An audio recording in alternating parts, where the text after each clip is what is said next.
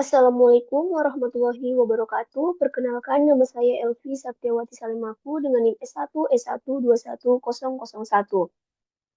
Untuk memenuhi tugas mata kuliah rekayasa perangkat lunak berbasis objek, pada video ini saya akan menjelaskan mengenai identifikasi citra daging ayam berformalin menggunakan fitur warna hue saturation value dan algoritma K-nearest neighbor yang penulisnya adalah Waude Siti Nurhalisa. Nah, berikutnya saya akan menjelaskan mengenai latar belakang mengapa penelitian ini diambil. Nah, Sulawesi Tenggara merupakan salah satu provinsi penghasil daging ayam di Indonesia. Menurut data Badan Pusat Statistik BPS, produksi daging ayam di Sulawesi Tenggara pada tahun 2023 mencapai 11.535.209 kg, di mana meningkat sebesar 4,32% dari tahun 2021, di mana awalnya pada tahun ini tuh mencapai 11.053.353 kg. Produksi daging ayam di Sulawesi Tenggara terdiri dari 3 jenis, yaitu ayam kampung, ayam petelur, dan ayam pedaging. Dari ketiga jenis unggas tersebut, ayam pedaging memiliki produksi tertinggi yaitu mencapai 5.781.963 kg pada tahun 2023, di mana naik sebesar 2,97% dari tahun 2021 yang awalnya sebesar 5.614.981 kg. Nah, ayam pedaging juga merupakan jenis unggas yang paling banyak dikonsumsi oleh masyarakat Sulawesi Tenggara karena memiliki harga yang relatif lebih terjangkau dan ketersediaannya itu lebih melimpah dibandingkan dengan jenis unggas lainnya. Hal ini menjadikan daging ayam sebagai pilihan utama bagi banyak keluarga dalam memenuhi kebutuhan protein sehari-hari.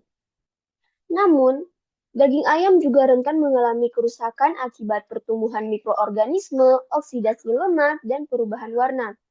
Hal ini membuat beberapa pedagang menggunakan formalin sebagai bahan pengawet daging ayam. Nah, untuk memastikan bahwa daging ayam yang dipasarkan adalah kualitas tinggi dan aman untuk dikonsumsi, maka dilakukanlah proses pendeteksian. Meskipun pendeteksian daging ayam berformalin masih menggunakan alternatif alami yang telah dikembangkan di Indonesia untuk pendeteksian formalin pada bahan makanan dengan menggunakan kertas turmeric dari cairan kunyit, di mana cara deteksi tersebut sangat ekonomis, namun juga kurang akurat karena pendeteksiannya hanya berfungsi sebagai kontrol positif dan negatif, sehingga diangkatlah judul penelitian ini. Lanjut, berdasarkan latar belakang yang telah saya jelaskan tadi, muncullah sebuah rumusan masalah yaitu bagaimana membangun kinerja sistem identifikasi citra daging ayam berformalin dan tidak berformalin menggunakan fitur warna hue saturation value dan algoritma K-nearest neighbor. Adapun batasan masalahnya di sini terdiri dari 4. Yang pertama, penelitian ini hanya mengidentifikasi citra daging ayam broiler, bukan jenis daging ayam lainnya. Kedua, penelitian ini hanya menggunakan fitur warna hue saturation value sebagai parameter untuk mengenali citra daging ayam berformalin. Yang ketiga, penelitian ini menggunakan data citra daging ayam berformalin dan tidak berformalin yang diambil dari pasar di Kota Kendari, Sulawesi Tenggara. Kemudian yang keempat, pengambilan citra daging ayam diakuisisi menggunakan handphone dengan pencahayaan yang sama. Berikutnya, dari penelitian ini diharapkan tujuannya yaitu untuk mengetahui kinerja sistem identifikasi citra daging ayam berformalin menggunakan fitur warna hue saturation value dan algoritma K-nearest neighbor. Adapun manfaat penelitiannya yang diharapkan yang pertama, mampu mengembangkan sistem identifikasi citra daging ayam berformalin yang akurat, cepat, dan mudah digunakan dengan menggunakan fitur warna hue saturation value dan algoritma K-nearest neighbor. Nah, yang kedua, mampu memberikan informasi yang bermanfaat bagi konsumen, pedagang, dan pemerintah tentang kualitas daging ayam dan keamanan daging ayam yang beredar di pasaran. Adapun tinjauan pustaka atau penelitian terdahulu yang berkaitan dengan penelitian yang diangkat ini, yang pertama, Identifikasi citra daging ayam berformalin menggunakan metode fitur, tekstur, dan K-nearest neighbor, di mana penelitian ini bertujuan mengidentifikasi daging ayam segar dengan membedakan antara yang berformalin dan tidak, menggunakan citra daging ayam mentah, di mana metode yang digunakan adalah fitur tekstur dan ekstraksi ciri dan K-nearest neighbor untuk klasifikasi. Nah, hasilnya menunjukkan bahwa sistem memiliki akurasi sebesar 86,67%. Yang kedua, identifikasi kualitas kesegaran ikan menggunakan algoritma K-nearest neighbor berdasarkan ekstraksi ciri warna hue, saturation, dan value, di mana penelitian ini bertujuan mengidentifikasi kualitas kesegaran ikan secara otomatis menggunakan pengelolaan citra digital dengan metode K-nearest neighbor berdasarkan ekstraksi ciri warna HSV. Nah, hasil penelitian menunjukkan akurasi pelatihan sebesar 94,09% dan akurasi pengujian sebesar 90%. Kemudian, yang berikutnya, sistem klasifikasi tahu putih murni dan tahu putih mengandung formalin menggunakan metode K-nearest neighbor, di mana penelitian ini bertujuan mengembangkan sistem menggunakan metode K-nearest neighbor untuk mengklasifikasikan tahu putih murni dan yang mengandung formalin menggunakan sensor gas dan sensor warna, di mana hasil menunjukkan akurasi sebesar 83,33% dengan nilai K sama dengan 5, memberikan akurasi tertinggi yaitu 93,33%. Penggunaan yang berikutnya atau yang keempat yaitu berjudul penggunaan K-nearest neighbor untuk mengidentifikasi citra batik berwarna alami dan pewarna sintetis berdasarkan warna. Nah, penelitian ini menggunakan metode K-nearest neighbor untuk mengidentifikasi citra batik dengan pewarna alami dan sintesis berdasarkan warna, serta mengevaluasi akurasi klasifikasinya. Dengan normalisasi RGB dan nilai HSV sebagai fitur ekstraksi, akurasi mencapai 100% pada nilai K sama dengan 1, dan K sama dengan 3, dan K sama dengan 5, namun menurun pada nilai K yang lebih besar dari 5. Metode KNN terbukti efektif untuk klasifikasi citra batik berdasarkan ciri warna HSV. Nah, berikutnya di sini saya akan menjelaskan mengenai hue saturation value, di mana hue saturation value adalah mode representasi warna yang dirancang untuk mendekati cara manusia memahami warna secara intuitif. Nah, model ini terdiri dari 3 komponen yaitu hue, saturation, dan value, di mana hue ini merepresentasikan jenis warna yaitu seperti warna merah, kuning, dan hijau.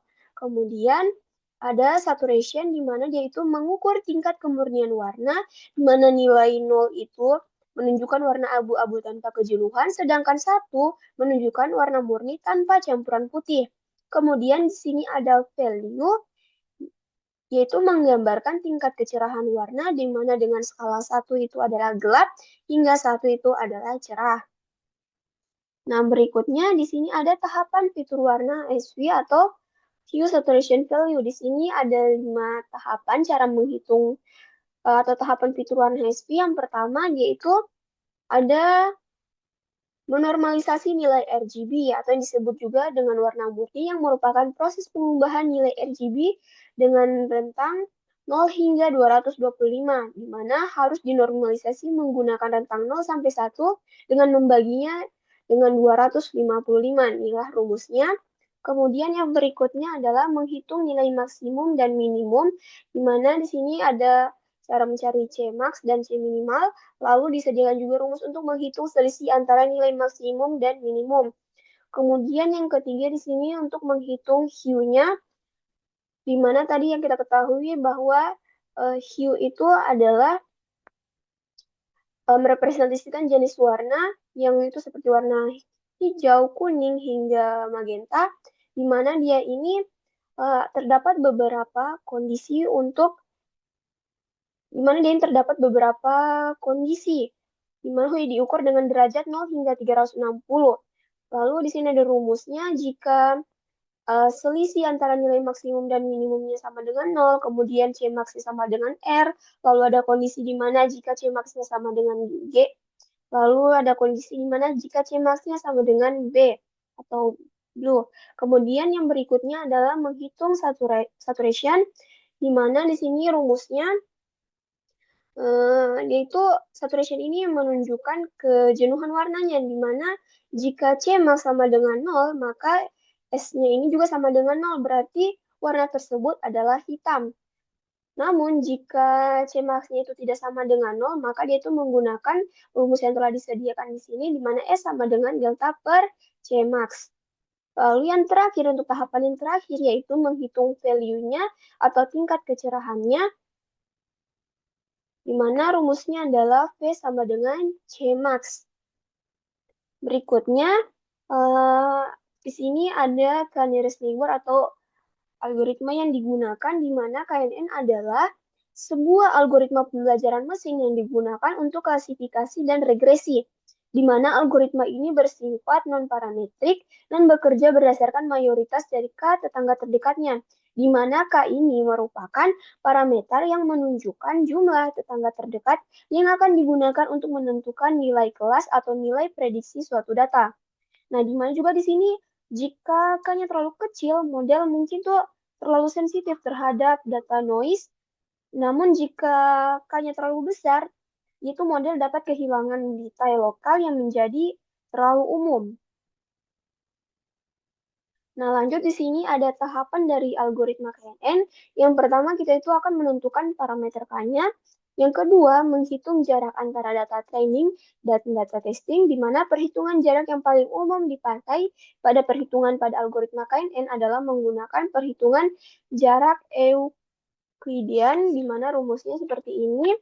Lalu yang berikutnya adalah mengukur jarak yang terbentuk, lalu menentukan jarak terdekat sampai urutan K, lalu memasangkan kelas yang bersesuaian, lalu yang terakhir mencari jumlah kelas dari tetangga yang terdekat dan tetapkan kelas tersebut sebagai kelas data yang akan dievaluasi. Lanjut ke metode pengumpulan data. Di sini ada untuk studi literaturnya, di mana pada proses ini dilakukan pengumpulan data yang dimana dilakukan dengan cara mengumpulkan referensi yang berkaitan dengan objek penelitian berupa pengertian fitur warna hue saturation value dan algoritma K-nearest neighbor. Kemudian ada wawancara atau diskusi, di mana penelitian ini memerlukan hal-hal yang menyangkut gambaran, keterangan, alur sistem, dan lain-lain yang perlu dikumpulkan untuk memperjelas bagaimana sistem lama bekerja. Kemudian untuk datasetnya, pada penelitian ini dilakukan dengan pengumpulan dataset yang dimasukkan untuk dilatih menggunakan fitur warna hue saturation value dan algoritma K-nearest neighbor, di mana total keseluruhan dari data ini berjumlah 1.244 data yang terbagi menjadi data latih dan data uji. Kemudian di sini untuk objek penelitiannya, di sini ditampilkan juga citra daging ayam berformalin dan citra daging ayam tidak berformalin dan citra daging ayam berformalin. Di sini kita bisa melihat perbedaan dari warna dan teksturnya secara sekilas. Ini bisa kita bedakan di mana ayam yang tidak berformalin dan ayam yang berformalin. Nah, di sini untuk waktu dan tempat penelitiannya, jelaskan dulu dalam penelitian ini tuh menggunakan pengembangan perangkat lunak yang digunakan adalah RUP atau Rational Unified Process, di mana merupakan salah satu proses pengembangan perangkat lunak yang menekankan pendekatan interaktif dan intelektual. Nah, di mana untuk tahapan dari RUP ini ada inception, elaboration, dan kemudian ada construction dan transition. Di mana untuk inception ini atau yang pertama ini adalah permulaan, dimulai pada bulan Juli minggu ketiga dan minggu keempat, di mana pada tahap ini dilakukan identifikasi aplikasi melalui analisis kebutuhan aplikasi. Nah, pada tahapan ini dilakukan kajian terhadap penelitian terkait dengan informasi jadwal kegiatan dengan menggunakan fitur warna hue saturation value dan algoritma K-nearest neighbor, di mana tujuan dari tahap ini adalah mengidentifikasi kebutuhan dasar dan memahami konsep dasar penelitian. Kemudian di sini ada elaboration, dimulai pada minggu keempat bulan Juli sampai dengan awal bulan September, di mana setelah menetapkan ruang lingkup penelitian, tahap elaboration melibatkan perancangan dan analisis sistem menggunakan UML yang mencakup pembuatan diagram use case diagram, activity, dan class diagram.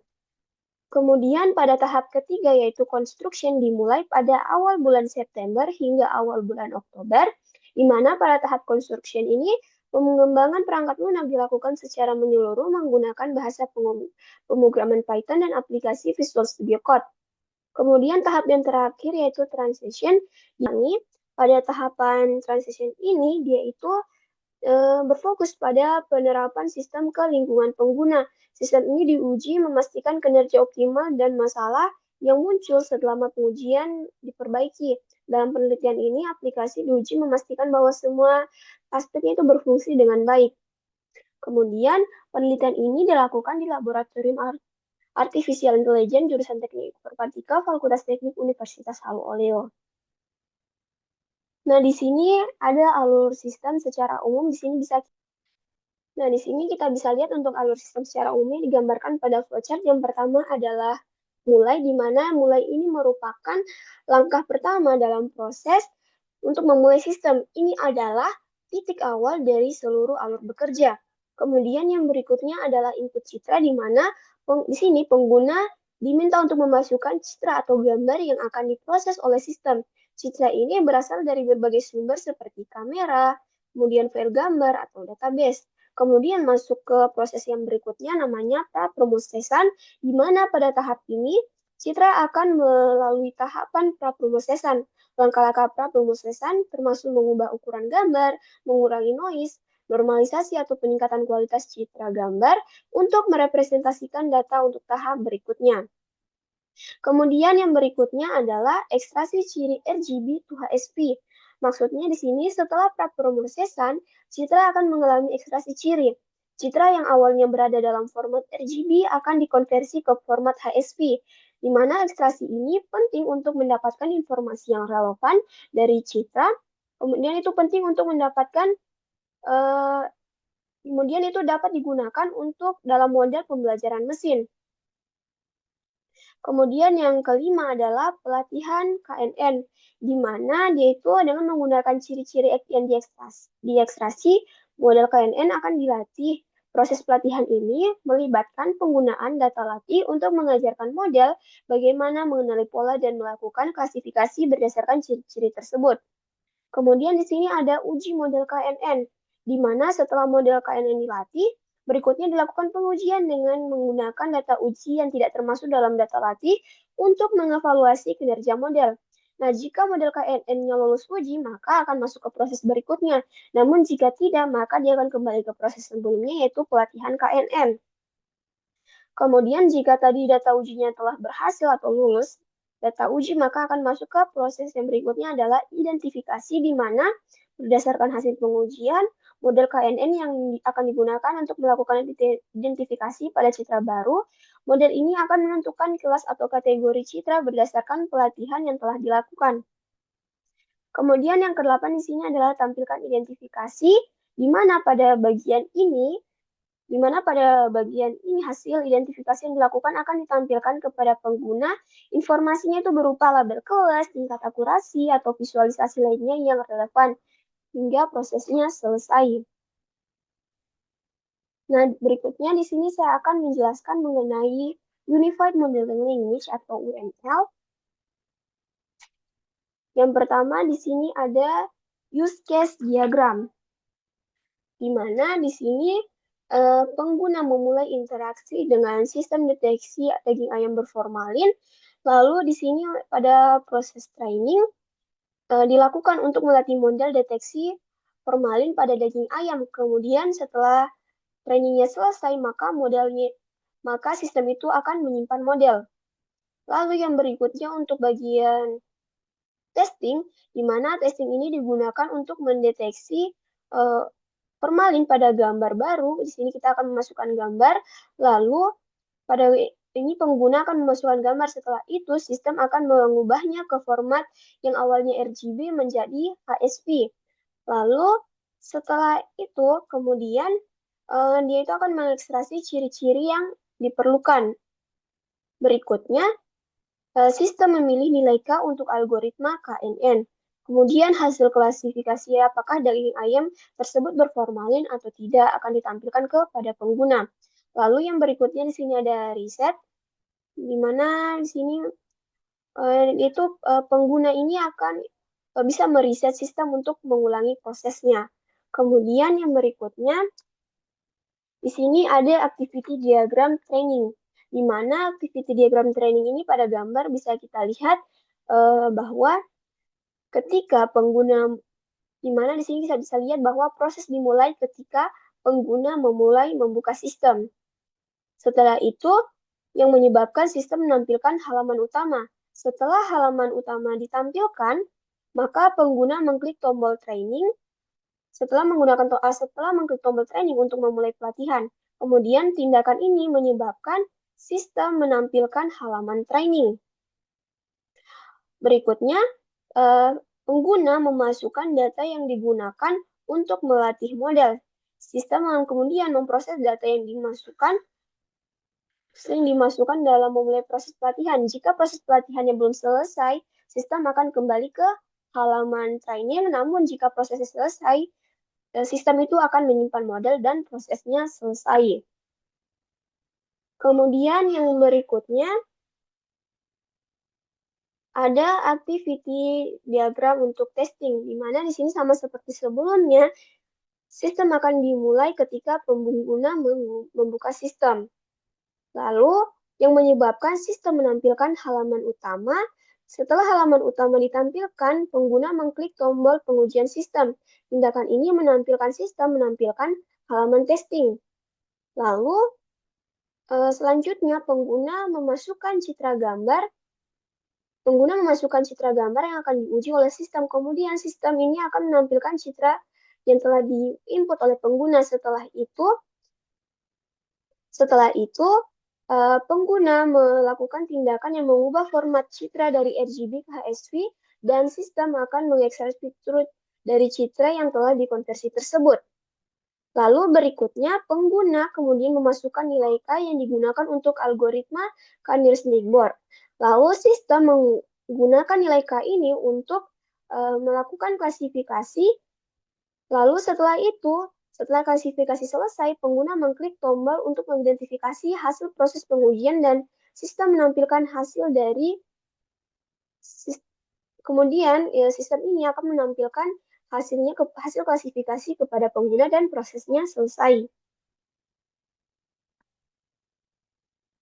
Berikutnya di sini ada activity diagram untuk riset, di mana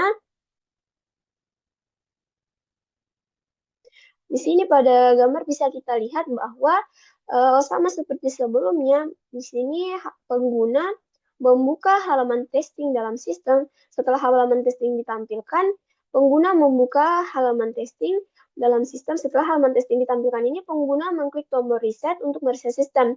Saat pengguna membuka halaman testing, sistem menampilkan halaman tersebut kepada pengguna. Ketika pengguna mengklik tombol reset, maka sistem menjalankan proses riset untuk mengembalikan sistem ke kondisi awal dan prosesnya pun selesai. Berikutnya, kemudian di sini masuk ke kelas diagram, di mana proses dimulai dengan modul image input, di mana gambar akan dimuat melalui metode load input.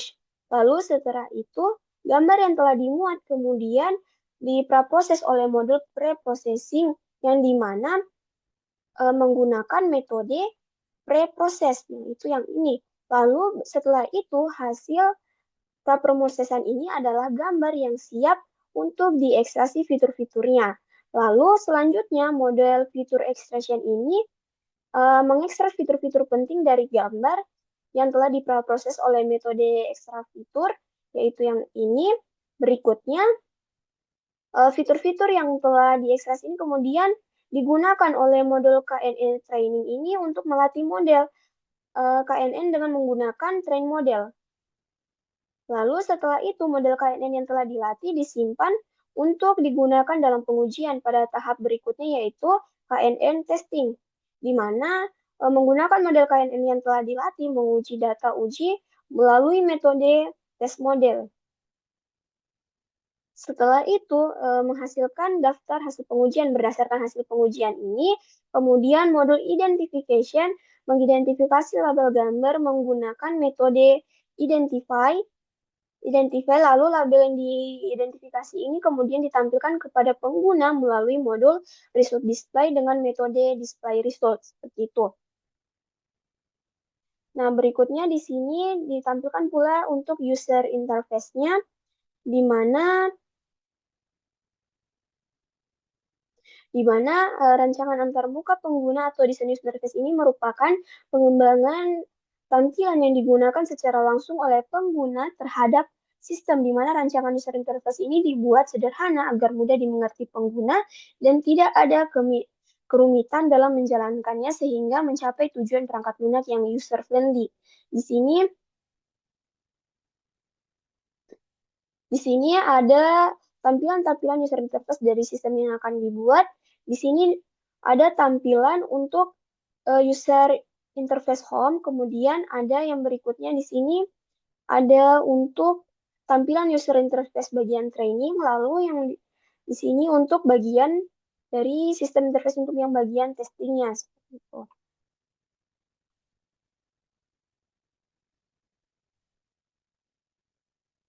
Ya, di sini untuk ada pengujian confusion matrix, di mana di sini ada presisi, di mana presisi ini merupakan nilai precision mengukur seberapa banyak prediksi sen positif yang benar dari total prediksi positif yang dilakukan oleh model. Kemudian ada sensitify atau sensitivitas atau rekal, di mana nilai rekal ini mengukur seberapa banyak prediksi positif yang benar dari total data yang sebenarnya.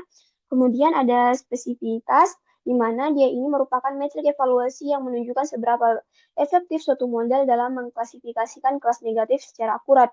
Kemudian yang keempat ada akurasi, di mana nilai akurasi ini mengukur seberapa banyak prediksi yang benar dari total data yang diprediksi. Kemudian ada F-measure, di mana dia ini adalah harmonic mean dari precision dan recall. Ini adalah contoh perhitungannya.